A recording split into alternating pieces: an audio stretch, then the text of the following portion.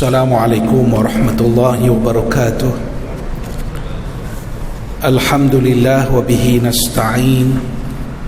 Wassalatu wassalamu ala Rasulillah wa ala alihi wa sahbihi wa tabi'ina bi ihsanin ila yaumil hasyri wal jazaa. Amma ba'd. Rabbi shrah li sadri wa yassir li amri wahlul 'uqdatam min lisani yafqahu qawli. Rabbi yassir wa la tu'assir, Rabbi tammim bil khair, wa la hawla wa la quwwata illa billahil 'aliyyil 'azim. Wa ba'd. Allah Subhanahu wa taala berfirman dalam surah Al-Baqarah ayat 143, A'udzu billahi minasy syaithanir rajim. Bismillahirrahmanirrahim. Wa kadzalika ja'alnakum ummatan wasata litakunu syuhada'a 'alan nas wa yakuna ar-rasulu 'alaikum syahida. Maksudnya, dan demikian kami telah menjadikan kamu umat Islam, umat yang bersifat wasati, yang sederhana, yang adil, supaya kamu menjadi saksi atas perbuatan manusia dan agar Rasul menjadi saksi di atas perbuatan kamu. Mafhum surah Al-Baqarah ayat 143. Tuan-tuan yang saya hormati, yang saya kasihi, saya fikir ayat yang kita baca ini ayat yang selalu kita dengar, ayat yang selalu kita baca.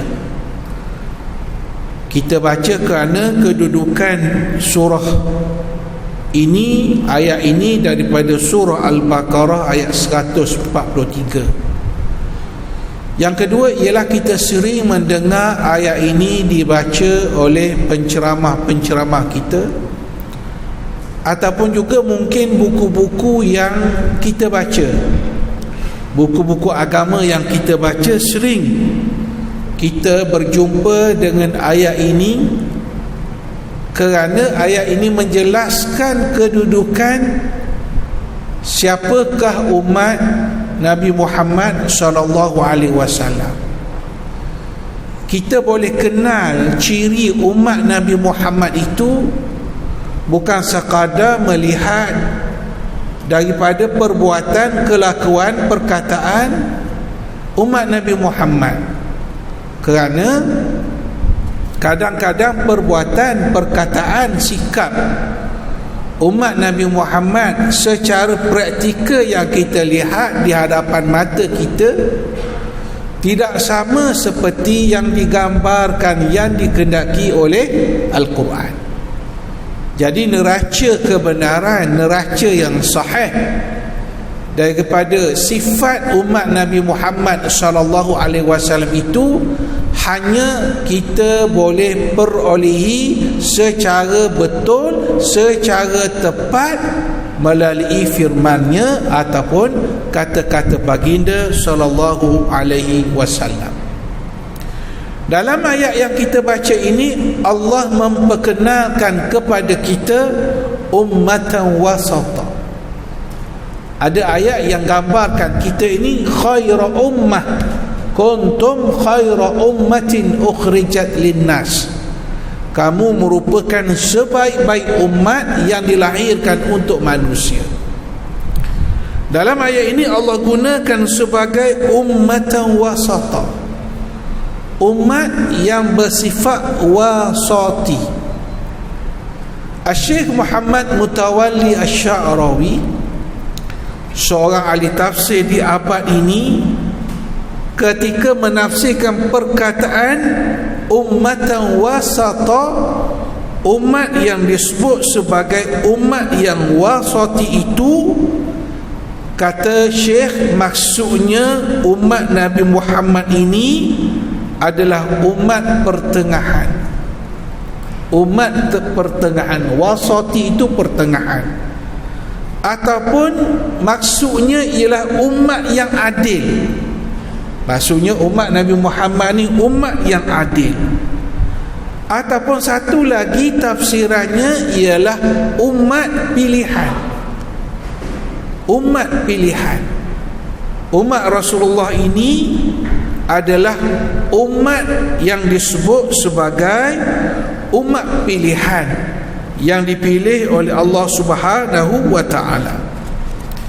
Kalau kita lihat dari sudut akidah itu sendiri, kita nampak kesederhanaan di sudut akidah. Apa maksud sederhana bila kita kaitkan dengan akidah?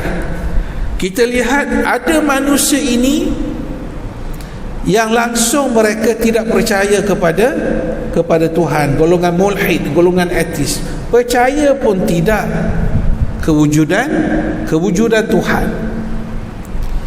Satu pihak lagi, mereka percaya kepada kewujudan Tuhan, tapi sampai ke peringkat berlebih-lebih mereka menjadikan Tuhan-Tuhan yang lain dari Allah.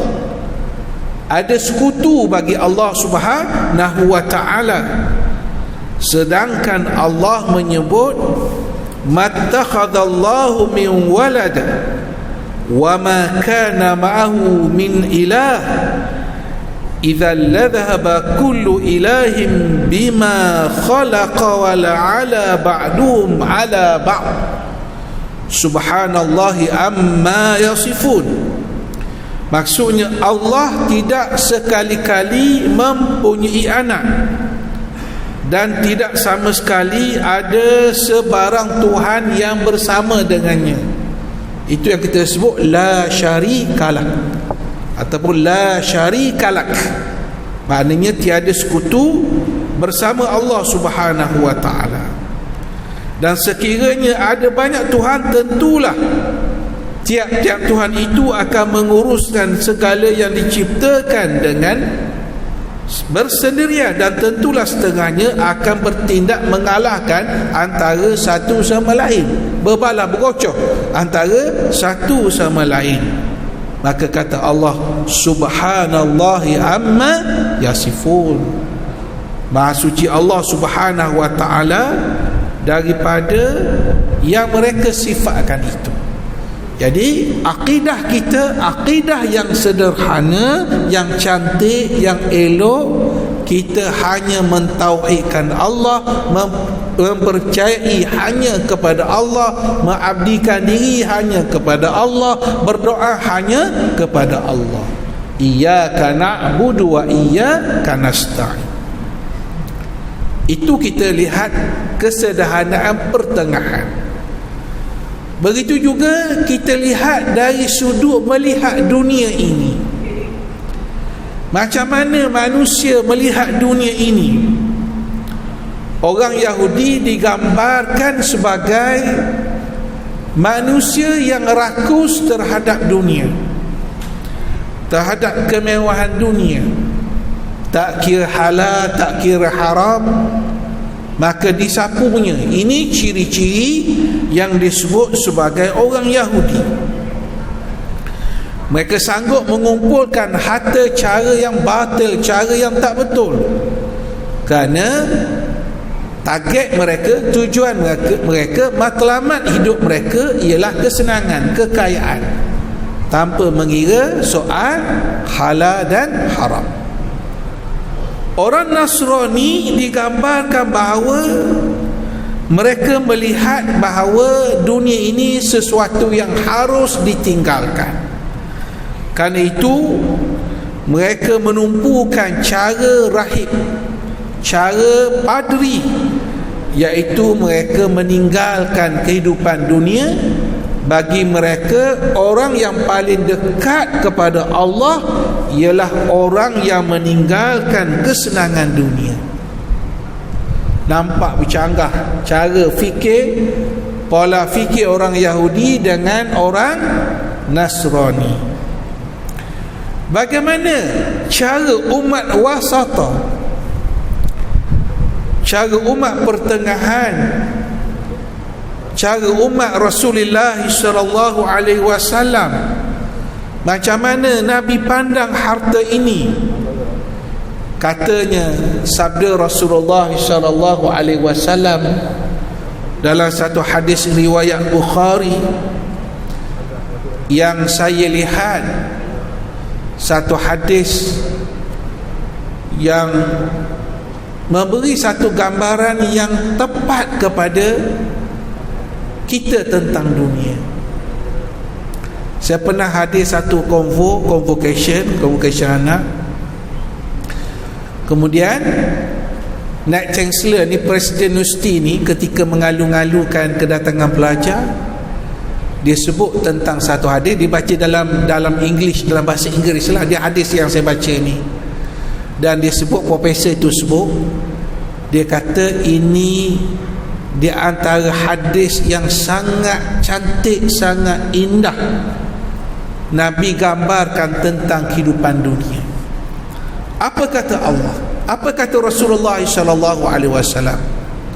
Kata Nabi, inna hadzal mala khadiratun hulwatun, faman akhadahu bisakhawati nafsin burika lahu fihi, wa man akhadahu biishrafi nafsin lam yubarak lahu fihi kalladhi ya'kul wa la yashba', al yadul ulya khairun min al yadis sufla. Kata Nabi, sesungguhnya harta ini ibarat buah segar yang manis, khadiratun, yang hijau, yang manis. Maka barang siapa yang mengambilnya dengan hati yang lapang, maksudnya tidak rakus, maka akan diberkati untuknya. Maknanya orang yang menikmati hidup dunia ini dengan cara yang betul, dengan cara yang baik, dengan hati yang lapang, kata Nabi, burikalahu fihi, maka akan diberi keberkatan untuknya. Ini yang kita katakan harta yang berkat, hidup yang berkat. Tetapi harta yang sama, tapi kata Nabi, barang siapa yang mengambilnya dengan hati yang rakus, tamak, haloba, maka dia tidak akan diberkati untuknya ibarat orang yang makan tapi tidak pernah kenyang. Ini perumpamaan yang dibuat oleh Rasulullah sallallahu alaihi wasallam. Dan Nabi hujung hadis itu Nabi kata, al yadul ulya khairun min al yadis sufla. Tangan di atas itu lebih baik daripada tangan di bawah. Maksudnya hadis ini menggambarkan sederhana pertengahan Islam melihat kesenangan hidup. Tidak salah mencari kemewahan, kesenangan, tetapi kesenangan itu adalah kesenangan yang diberkati. Digunakan perkataan burika fihi, yang diberkati.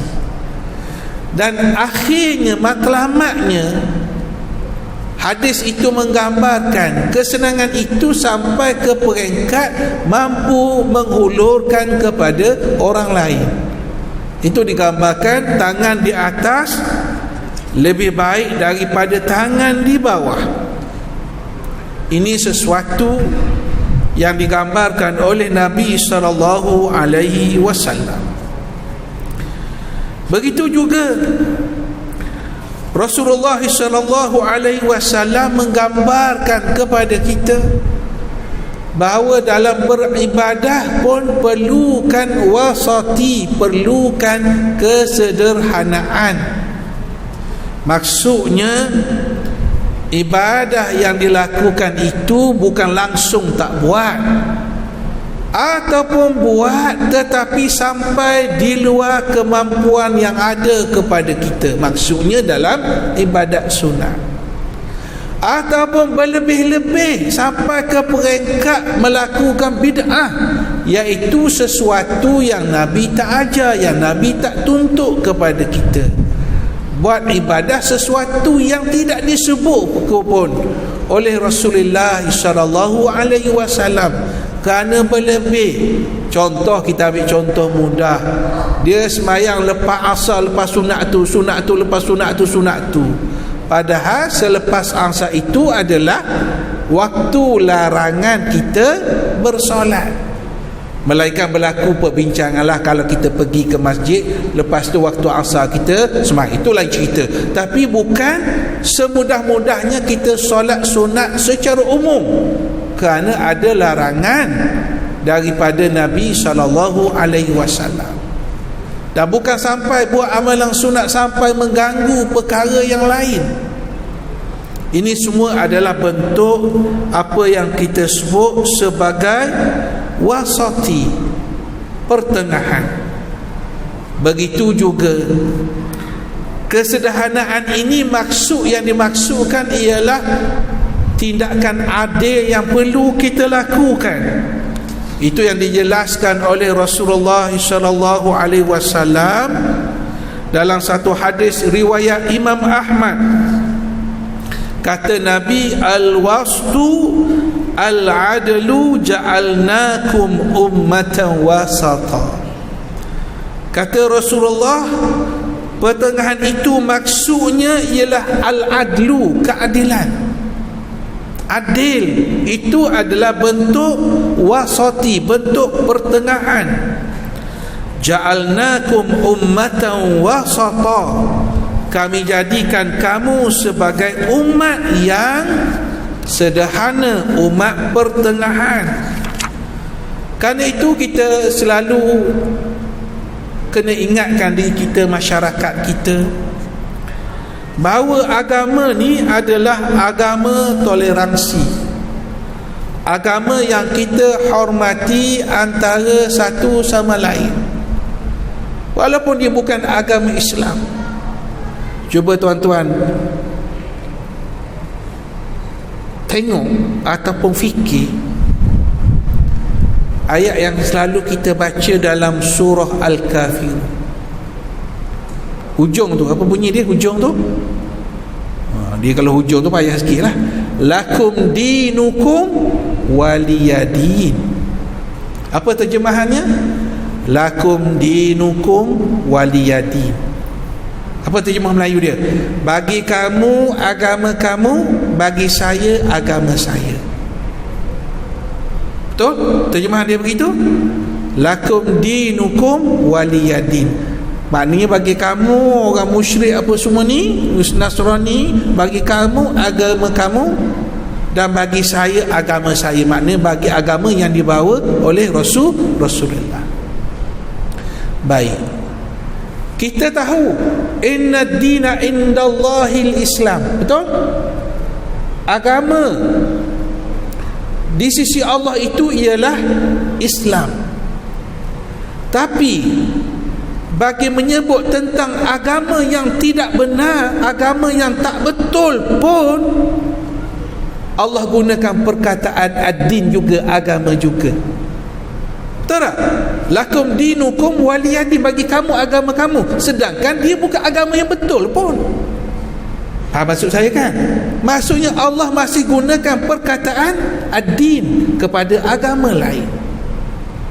Ini toleransi, ini keadilan yang diajar oleh Allah Subhanahu wa ta'ala, dan ia tidak mengurangkan kemuliaan Islam, kehebatan Islam.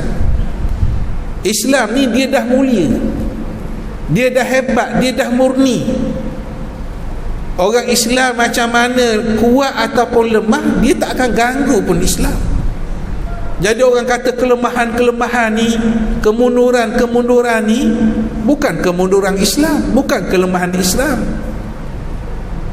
Itu yang ditulis oleh An-Nadwi, buku yang terkenal, Madza khasiral alam bin hitatil muslimin. Sebuah buku yang terkenal yang ditulis oleh An-Nadwi. Madza khasiral alam, apa yang ruginya dunia ini, bin hitatil muslimin, dengan sebab kemunduran orang-orang Islam. Bukan Islam. Islam tetap mulia, Islam tetap agung. Cuma peranan kita sudah tentu menunjukkan sikap yang sepatutnya seperti yang digambarkan oleh Allah Subhanahu wa taala dan ditunjukkan oleh Nabi sallallahu alaihi wasallam.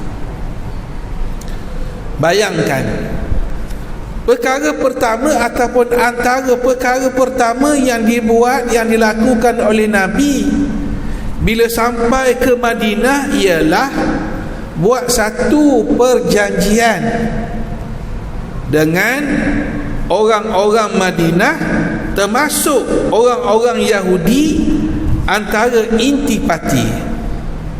Sahifah itu, perjanjian itu panjang, tapi antara intipatinya ialah Islam ni, negara Madinah ni menghormati kepercayaan orang lain. Bukan dipaksa-paksa, bukan ditakut-takutkan, tidak, tapi berlakunya penghormatan kepada mereka. Tapi dari sudut dakwah itu dilakukan, dakwah itu ditonjolkan oleh Nabi SAW. Seperti mana yang pernah saya sebut, bahawa ucapan Nabi sendiri pun bila masuk ke Madinah, semua ucapan menggambarkan perdamaian. Ya ayuhan nas, afshus salam wa atimut ta'am wasilul arham. Ya ayuhan nas, afshus salam wasilul arham wa at'imut ta'am wa sallu bil laili wan nasu niyam tadkhulul jannata bisalam. Kata Rasulullah, mula-mula sekali bila masuk ke Madinah, Nabi kata, hei manusia, wahai manusia, sebarkan salam, hubungkan silaturahim, berilah makan kepada orang yang memerlukan, dan hendaklah kamu solat pada waktu malam. Dalam waktu manusia tidur, kamu akan masuk syurga dalam keadaan sejahtera. Mula dengan assalam, afshus salam, disudahi tadkhulal jannata bisalam. Agama sejahtera, agama kebaikan, agama sayang menyayangi antara satu sama lain. Dan begitu juga Nabi SAW mempunyai jiran daripada kalangan ahli kitab yang dilayan dengan baik oleh Nabi SAW. Dan Nabi dengan orang Yahudi ini saling memberi hadiah antara satu sama lain. Tahadu, tahabu. Kata Rasulullah, hendaklah kamu saling memberi hadiah, tukar-tukar hadiah. Tahabu, kamu akan berkasih sayang, tak kira sama Islam ataupun non-Muslim. Kamu pasti berkasih sayang apabila kamu saling tukar hadiah antara satu sama lain. Pernah satu ketika rombongan Nasrani Kristian Habsyah bertandang ke Madinah. Maka di mana Rasulullah SAW tempatkan mereka ketika itu?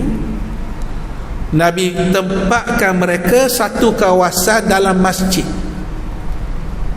Orang Nasrani Nabi tempatkan di satu kawasan dalam masjid, dan Nabi SAW melayan mereka secara peribadi.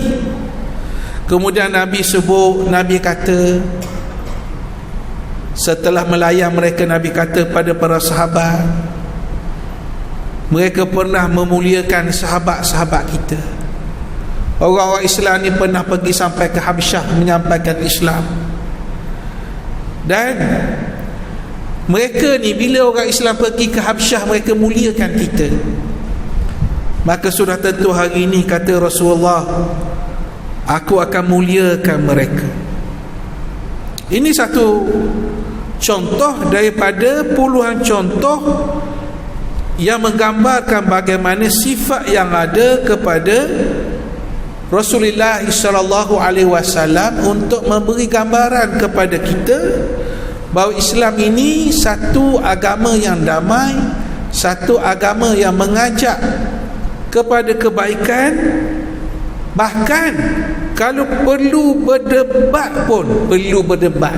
Maksud berdebat ni berhujah, bukan berdebat bertekak ni sampai marah merah muka antara satu sama lain. Maksud berdebat ni beri pandangan masing-masing. Quran sebut dalam surah Al-Ankabut ayat 46, wala tujadilu ahlal kitabi illa billati hiya ahsan illa alladhina zalamu minhum wa qulu amanna billadhi unzila ilaina wa unzila ilaikum wa ilahuna wa ilahukum wahid wa nahnu lahu muslimun. Allah Ta'ala menyebut, dan janganlah kamu berdebat, berbahas dengan ahli kitab melainkan dengan cara yang lebih baik, ahsan, dengan cara yang lebih baik, lebih tenang, lebih tertib, lebih sopan, kecuali orang yang berlaku zalim di antara mereka. Dan katakanlah kepada mereka, sebut saja, amanna billadhi unzila ilaina, kami beriman kepada Al-Quran yang diturunkan kepada kami. Jelas, kami percaya kepada Al-Quran yang diturunkan kepada kami. Wa unzila ilaikum, bahkan kami percaya kitab Taurat, kitab Injil yang pernah diturunkan sebelum kami, yang tak diubah, yang tak direka, yang tak dicampur-campur. Kami percaya, tak ada masalah. Bukan sekadar percaya, kita beriman pula kepada rasul-rasul yang dilantik oleh Allah Subhanahu wa ta'ala. Tak ada masalah apa pun. Cuma Allah mengajar kepada kita, wa ilahuna wa ilahukum wahid. Tapi kita kena sedar, Tuhan kita hanyalah Tuhan kami, Tuhan dan Tuhan kamu satu saja. La syarikalah, tiada sekutu, iaitu Allah Subhanahu wa ta'ala.